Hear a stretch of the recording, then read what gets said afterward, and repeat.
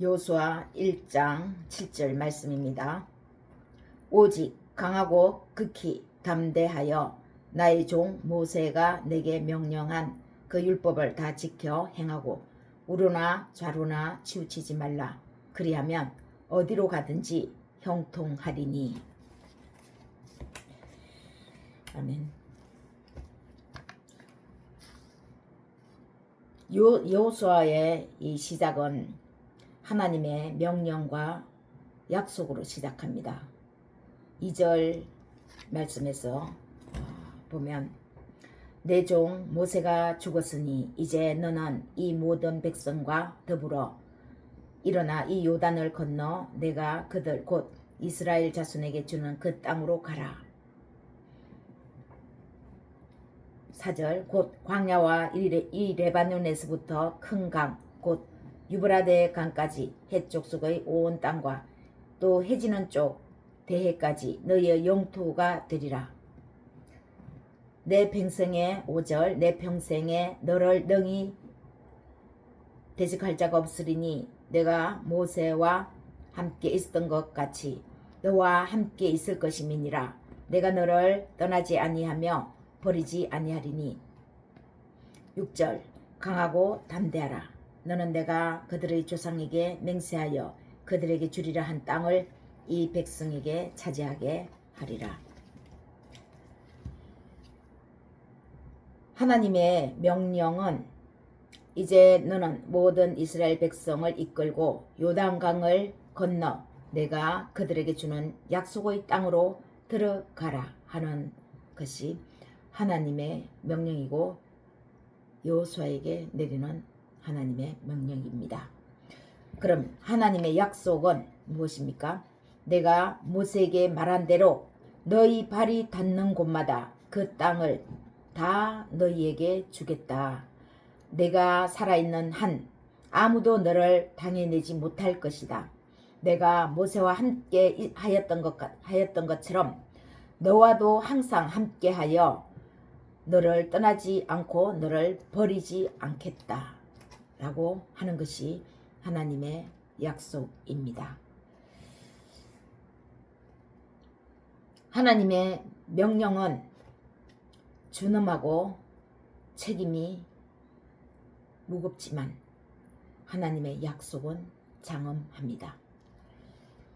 여호수아는 어떤 감정이었을까요? 모세를 따르면서 모세에게 행하시고 함께 하시는 것을 보았던 여호수아가 자신과 함께 하실 것이라는 것이고 자신을 떠나지 않고 버리지 않겠다는 하나님의 약속을 믿지 못하는 것은 아니었겠지만 그래도 여호수아는 여전히 두려웠던 것 같습니다. 아마도 그의 이런 마음을 잘 아시는 하나님은 여호수아에게 이렇게 말씀하신 것이 아닐까요? 6절 7절 강하고 담대하라. 너는 내가 그들의 조상에게 맹세하여 그들에게 주리라 한 땅을 이 백성에게 차지하게 하리라. 7절 오직 강하고 극히 담대하여. 9절에도 또 말씀합니다. 내가 내게 명령한 것이 아니냐. 강하고 담대하라. 거기다가 덧붙여서 두려워하지 말며 놀라지 말라. 이렇게 말씀합니다. 강하고 담대하라. 오직 강하고 극히 담대하라. 또 강하고 담대하라. 이 강하고 담대하라를 3번이나 이렇게 반복해서 말씀하고 있습니다. 6절은 여호수아가 해야 할 일, 사명을 말씀하시면서 강하고 담대하라고 격려하십니다. 7절에서는 율법을 다 지키라고 하시면서 용기 잃지 말라고 하시며 용기를 내라고 하십니다.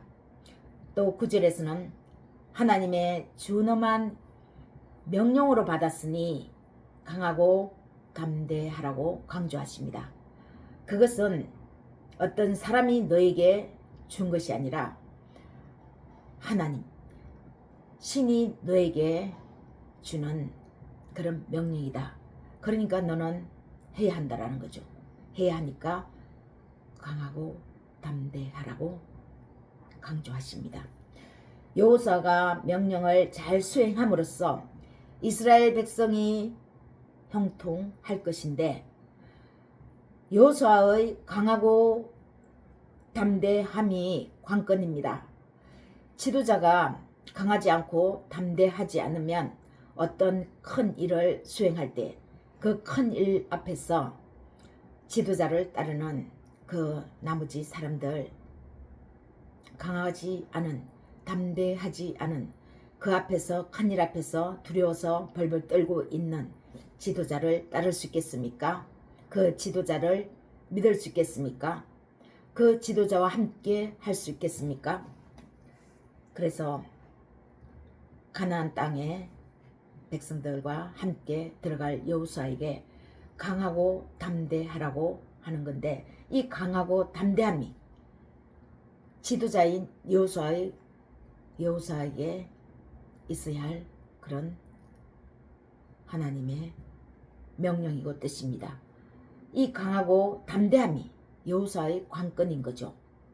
형통하기 위해서는 강하고 담대해야 할 필요가 반드시 있어야 한다는 것입니다.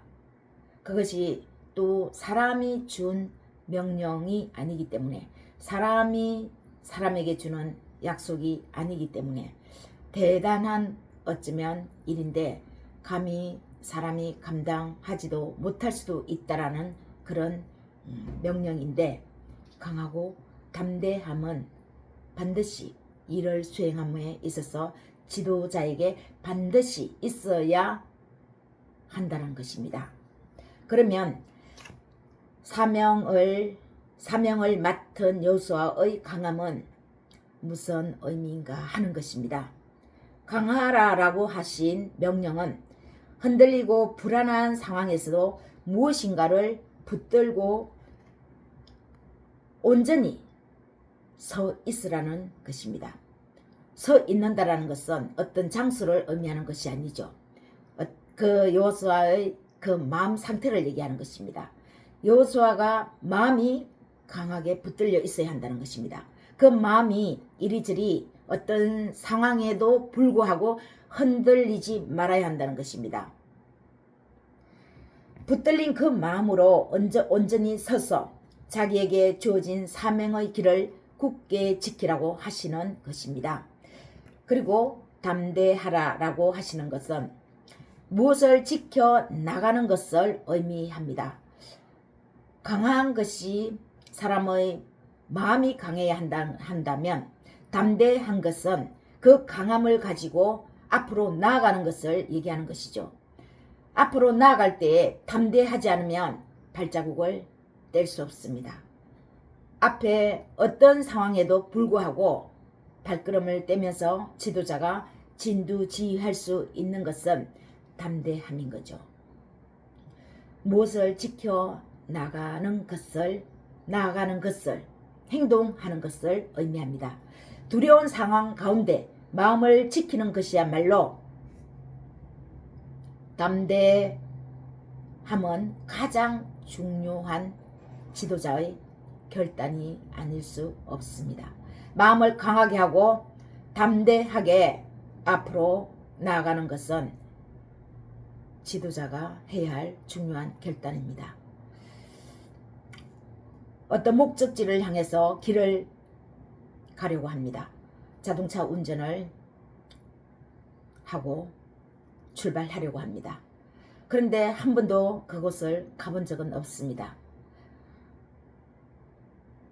더군다나 자동차 운전을 하는 초보 운전자라면 어떻게 하겠습니까? 강하고 담대해야 되겠죠. 그리고 이정표를 보고, 한 번도 가보지 않았지만 나는 오늘 저 이정표만 보고 강하고 담대하게 안전벨트를 매고 나아가는 것입니다. 하나님은 두려워하고 불안해하는 여호수아의 사명을 일깨워 주시며 격려해 주시는 것입니다. 네 마음 안다. 네가 지금까지 모세와 함께 하면서 모세가 진두지휘 하는 것을 보기는 보았지만 네가 한 번도 선두에 서서 진두지휘하지 않았으므로 네가 불안해하고 있다는 거 내가 안다. 두려워하는 것도 내가 안다. 하나님께서 이렇게 말씀하시면서 그러나 내가 너와 함께한다. 강하고 담대하라라고 격려해 주시는 것이죠. 6절 말씀을 보면 마음을 굳게 먹고 용기를 가지라. 너는 이 백성을 인도하여 내가 너희 조상들에게 주겠다고 약속한 땅을 얻게 할 지도자이다라고 격려해 주십니다. 너는 단순한 어떤 사람이 아니라 내가 너희 조상들에게 맹세한 약속한 땅이 있는데 약속이 있는데 그 땅을 이제 너희 조상들한테 주겠다고 한 그 약속을 내가 너희들에게 이제 이행을 하려고 하니까 거기로 들어가라. 거기로 들어가면서 너는 지도자다. 그냥 어떤 일반 백성이 아니라 그 백성들을 이끌어갈 지도자다라고 강조해 주십니다. 그래서 더더욱 격려해 주십니다. 너는 굳세어라. 용기를 내라. 모세가 너에게 준 모든 율법을 하나도 소홀히 하지 말고 정성껏 지키라고 말씀합니다. 그것을 수행할 지도자로서 네가 먼저 솔선수범하는데 그 솔선수범이 바로 모세가 너희에게 준 그 율법을 온전히 지켜 다 행하는 것이 네가 먼저 지도자로서 솔선수범하는 것이 필요하다는 것입니다. 정성을 다해서 율법을 지키되 다 지키라. 온전히 율법을 지키라. 이렇게 여호수아에게 명령합니다. 부탁도 아닙니다. 명령입니다. 율법을 온전히 지키고 다 지키고 소홀히 하지 말아야 바로 그 약속의 땅에 들어갈 수 있다는 것입니다. 약속의 땅에 만약에 못 들어가면 그것은 율법을 다 지키지 않았기 때문이라는 것이죠. 특히 좌로나 우로 치우치지 마라. 들어가는데 율법을 지키면서 좌로 우로 기웃거리지 말라는 것입니다. 좌로나 우로나 치우치지 말라고 격려하시고 형통하라고 힘을 주십니다. 그렇게 하면 형통하리라. 이렇게 오늘 본문 말씀에도 말씀하고 있죠. 모세는 율법을 제정한 사람입니다. 여호수아가 모세를 뒤따랐기 때문에 모세의 뒤를 이어 모세가 죽었고 그 뒤에 이제 지도자가 필요해서 모세의 뒤를 이어 모세와 함께 있었던 것처럼 너와도 함께 있겠다고 하신 것도 있지만 왜 모세의 뒤를 따라라 라고 하나님께서 이렇게 여호수아에게 거듭 강조하면서 율법을 다 지키라고 하는 것이겠습니까? 더 정확히 표현하면 그냥 단순히 모세의 뒤를 잇는 그런 모세 다음의 제2의 지도자라는 것이 아니라 율법을 제정한 상징적인 인물이 모세였기 때문입니다. 모세는 이스라엘 백성을 애굽에서 출애굽을 인도한 노예 생활을 마침표를 찍고 출애굽으로 인도한 영도자이기도 하지만 행동한 그런 지도자이기도 하지만 모세는 하나님의 율법을 받아서 백성들에게 제정시킨 사람입니다. 이것을 강조하는 것입니다. 모세의 뒤를 이어서 모세가 행했던 것처럼 이스라엘 백성들과 함께 모세의 뒤를 따르라 하는 것은 단순한 모세의 뒤를 따르는 지도자가 아니라 모세가 율법을 제정한 사람이라는 것을 인식시키고 강조해 주는 것입니다. 그 율법이 중요하다는 것이죠. 결국 모세의 뒤를 잇는다는 것은 율법을 온전히 따라 그의 뒤를 잇는다는 그러한 의미입니다. 그런데 율법은 사실 우리를 늘 불안에 떨게 합니다. 율법을 온전히 지키지는 못하기 때문에 이 온전히 지키지 못한 마음이 늘 우리 사람을 불안하게 하는 것입니다. 율법을 어떻게 온전히 지킬 수 있겠습니까? 가령 신호등 10개 중에서 제가 9개를 지키면, 그리고 1개를 지키지 못하면 저는 율법을 어긴 것입니다. 아무리 10개 중에서 9개를 철두철미하게 지켰지만 그 마지막 하나를 지키지 못했다면 율법을, 신호등을 지키지 않은 것이죠. 그냥 통틀어서 나 신호등 오늘 잘 지켰어, 그렇게 할 수 없다는 것이죠. 왜? 10개 중에서 단 1개라도 어겼으니까 신호등을 다 지켰다 이렇게 말하지 못하는 것입니다. 신호등 어겼습니다. 율법도 마찬가지입니다. 율법이 무수히 많습니다. 10계명은 10계명이지만 10개지만 이스라엘 백성들이 지켜나가는 율법은 어마무시합니다. 우리가 감히 셀 수도 없습니다. 그런 율법을 어떻게 다 지키겠습니까? 그래서 율법은 사람의 마음을 늘 불안하게 합니다. 늘 주눅들게 합니다. 늘 가식적으로 행동하게 어쩌면 만듭니다. 또 자칫 잘못하면 이 율법은 사람을 거짓말하게 만듭니다. 다 율법을 신호등 10개 중에서 9개 지키고 1개 안 지켰는데 내가 사람들에게 나가서 나 신호등 다 잘 지켰어, 다른 사람이 안 봤기 때문에 신호등 다 지켰다고 얘기하죠. 10개 중에서 9개를 잘 지켰으니까요. 그런데 어떻습니까? 1개는 제가 어겼죠. 1개 어겼는데 다른 사람한테 가가지고는 신호등 다 잘 지켰다고 얘기합니다. 1개 어긴 것쯤 대수롭지 않게 생각하는 거죠. 근데 마음에서 찔립니다. 네가 신호등 다 지켰니? 너 하나 어겼잖아. 이렇게 해서 우리 마음, 양심이 우리를 고발합니다. 늘 불안에 떨게 합니다. 그리고 내가 당당하지 못하게 합니다. 당당할 수 있습니까? 10개 중에서 1개라도 어겼는데 어떻게 감히 나는 율법을, 신호등을 다 지켜서 하고 당당하게 얘기할 수 있겠습니까? 여기 안에서 당당함이 나오지 않는 것입니다. 왜? 제 마음이 이미 거짓을 구하기 때문에 그렇습니다. 이렇게 율법은 사람을 늘 불안에 떨게 하고 주눅 들게 하고 당당하지 못하게 하고 때로는 또 거짓을 조금씩 쌓게 합니다. 그러면 율법을 다 지켜 행하라고 했고 율법을 다 지킬 때에 이 가나안 땅에 들어갈 수 있다는 것이 아닙니까? 그때 당시에 여호수아는 이렇게 철두철미하게 정결하게 하면서 백성들을 이끌었던 것입니다.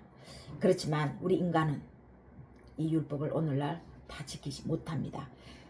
우리에게는 예수님이 계십니다. 이스라엘 백성에게 모세가 있었다면 이렇게 율법을 제정할 만한 엄청난 지도자가 있었다면 우리는 모세가 아니라 예수 그리스도가 계십니다.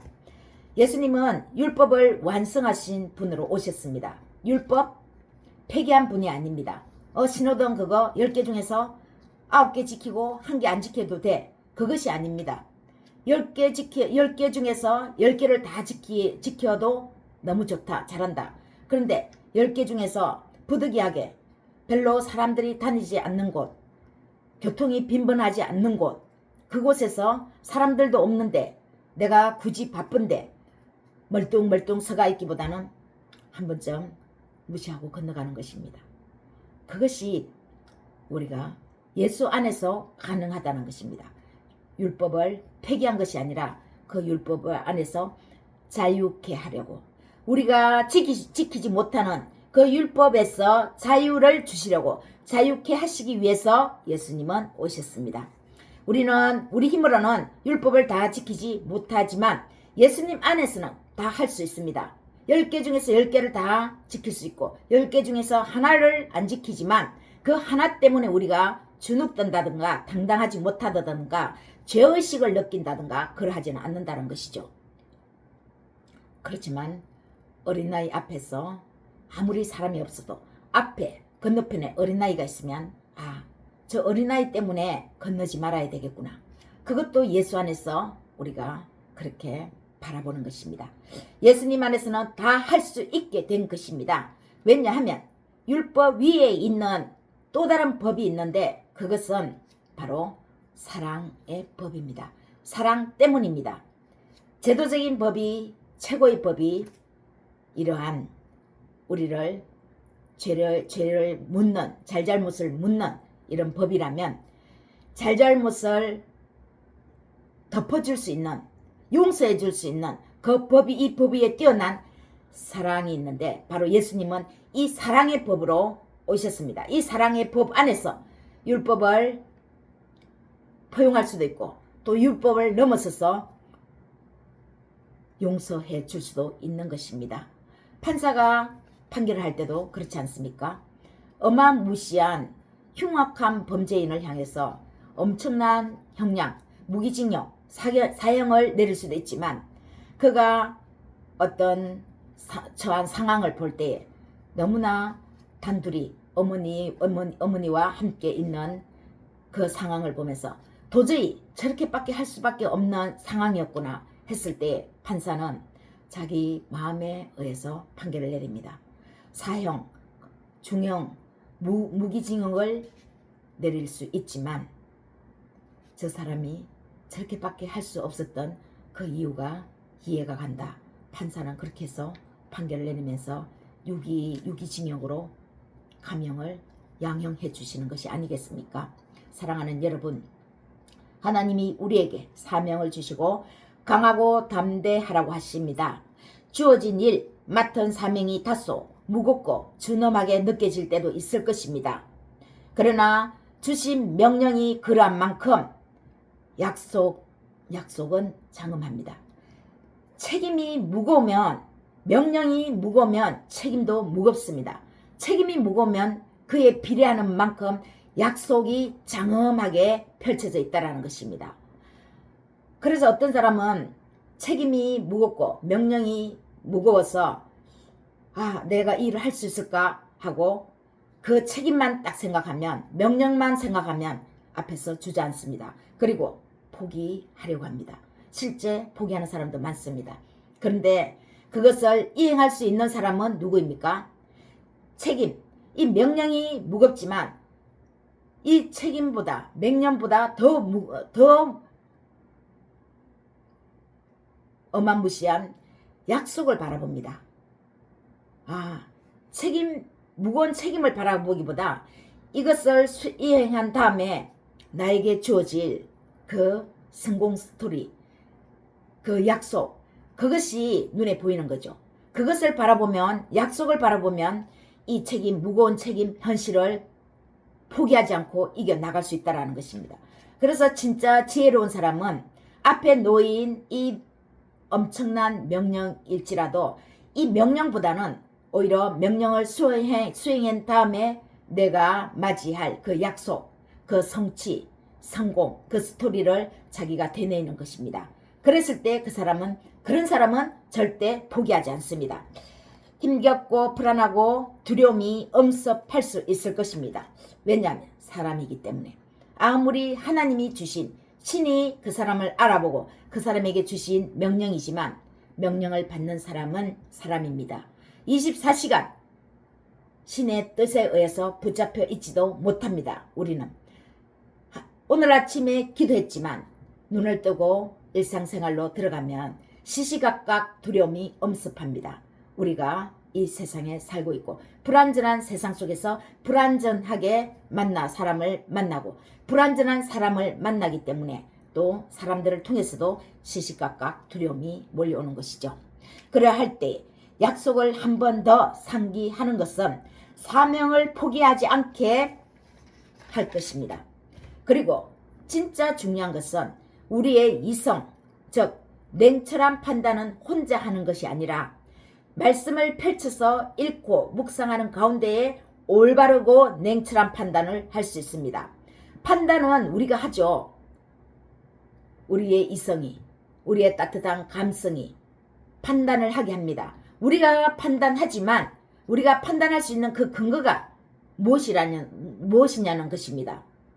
그 근거가 확실한 것이어야 합니다. 그 근거가 믿을 만한 것이어야 합니다. 위기 때 강함은 두려운 말씀이 길을 열어 나간다는 의미를 말하는 것입니다.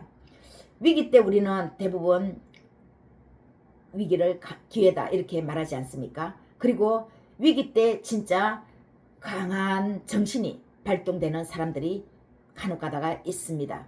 평소 때는 이 사람이 강한 줄을 몰랐는데 위기 딱딱 치니까 오히려 약하게 보인 그 사람의 정신력이 다른 사람보다 강한 것이죠. 그 사람의 강함은 그럼 어디에서 나옵니까? 물론 그 사람의 평소 근본적인 강한 정신도 있지만 그 사람이 어떤 흔들릴 수 없는 어떤 근원적인 것을 붙잡을 때에 확실하게 강함으로 나아갈 수 있습니다.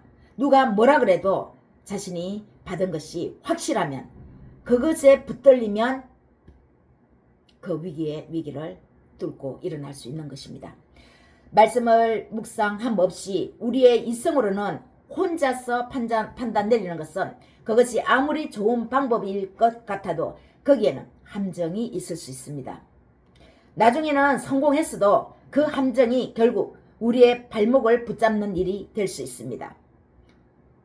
요즘 국무총리 후보자 같은 경우도 어떻게 될지 모르는데 재산도 거의 없죠.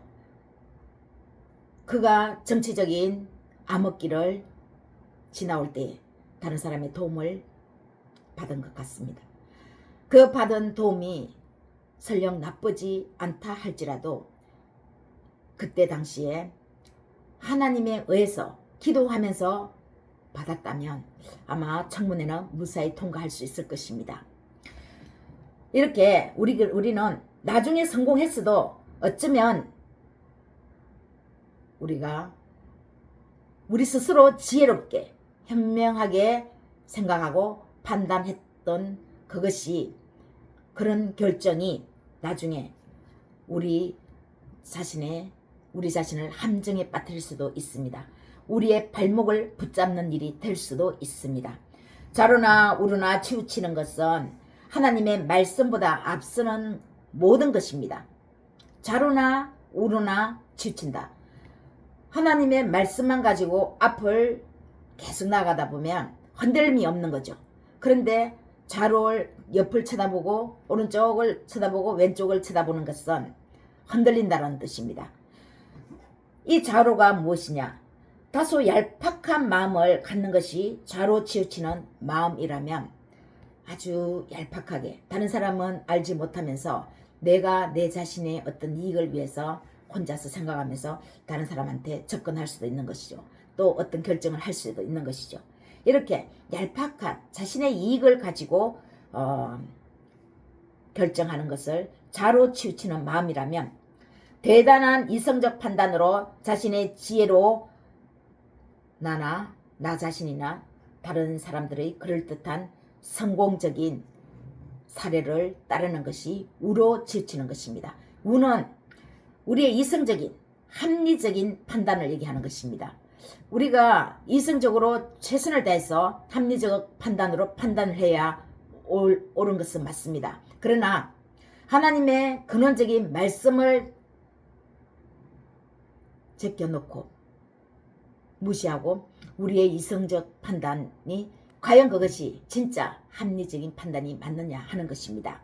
우리는 다른 사람의 의견도 들을 수 있고 그들의 조언도 듣고 우리 것으로 만들 수 있습니다. 우리가 그렇게 결정하는 것이 아닙니까? 다른 사람의 조언도 들어보고 다른 사람이 성공한 성공 사례도 들어봅니다. 그런데 그 사람들이 성공했다고 해서 그 사람의 성공만 가지고 내가 똑같이 따라한다면 나는 성공할 수도 있고 성공하지 않을 수도 있습니다. 그런데 성공하면은 우선은 괜찮겠죠. 괜찮지만 그 성공은 누구의 성공입니까? 나의 성공이 아니라 그 사람의 성공이 될 수 있습니다. 그 다음에 또 어떤 일을 하려고 하면은 불안하죠. 그러면 또 어떻게 합니까? 또 다른 사람의 성공을 기대해야 합니다. 어떤 사람이 이렇게 해라고 하지 않으면 불안합니다. 그러면 누구의 인생을 사는 것입니까? 내가 내 인생을 사는 것이 아니라 다른 사람의 인생을 살아가는 것입니다. 물론 실패하지 않고 성공할지라도 그 성공은 아무리 성공한 인생이 몇십 년 동안 걸어갔을지라도 내 인생이 아닌 것이죠. 내가 내 삶을 진정으로 긍정적으로 적극적으로 산 것이 아니라 소극적으로 산 것입니다. 실패했으면 그 사람은 원망하게 되는 것이죠. 그 사람이 이렇게 해라고 했기 때문에 실패했다. 원망합니다. 그런데 조언을 듣고 이 사람의 말도 듣고 저 사람의 말도 듣지만, 그리고 나도 내 스스로의 합리적인 생각도 하지만 최종적인 결정은 하나님의 말씀에 근거해서 판단을 내리고 결정해야 된다는 것입니다. 그러했을 때 성공만 합니까? 실패할 수도 있습니다. 실패했다고 해서 예수님이 안 계시네? 그것이 아니라 실패하는 가운데서도 우리는 왜 실패했는지 우리 자신을 더욱더 탄탄하게 만들어주는 것이 바로 예수님이 우리에게 그렇게 하시는 것입니다. 실패 속에서도 예수님은 그곳에 계시는 것입니다. 그 실패는 그냥 실패가 아닌 것이죠. 나를 단단하게, 우리 자신을 단단하게 만드는 실패. 그 다음에 어떤 일을 할 때에 그 일을 하기 위한 중요한 자산, 성공의 밑거름이 되는 자산으로 삼는 것이 바로 실패인데, 예수 그리스도 안에서 결정할 때 이렇게 우리는 결정을 하고 우리 것이 되는 것입니다.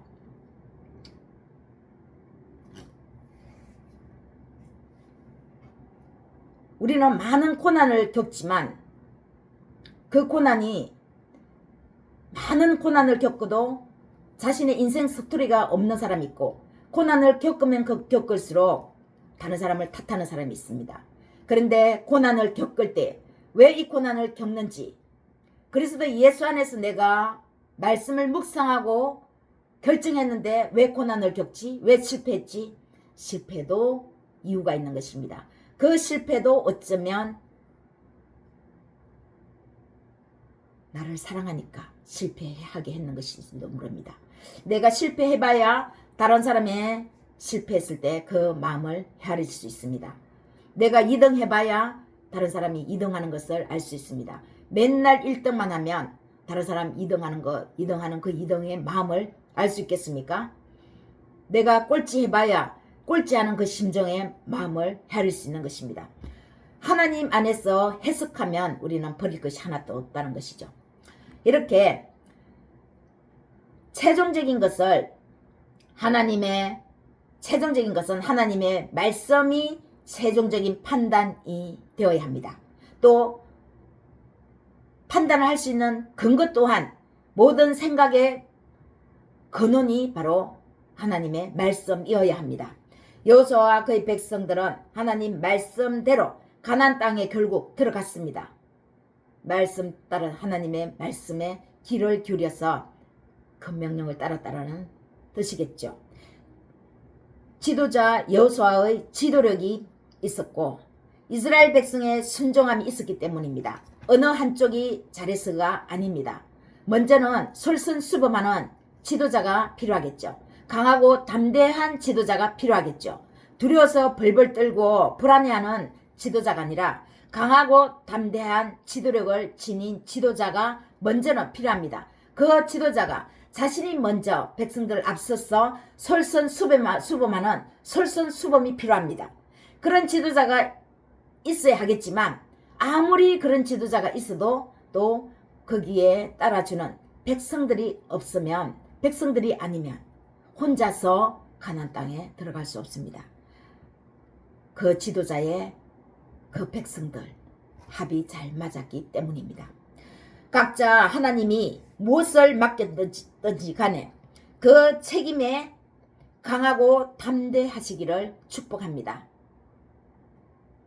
하나님이 나에게, 우리 자신에게, 여러분에게 어떤 책임을 맡기실 때는 그것을 할만하다고 하시기 때문에 맡기셨겠죠. 그러면은 다소 버겁게 느껴질 수 있겠지만 강하고 담대하시기를 축복합니다. 무거운 사명은 그에 못지 않은 장엄한 약속이 기다리고 있습니다. 위기 때마다 하나님의 말씀 앞에 앉아서 예수 그리스도 안에 거하시기를 소망합니다.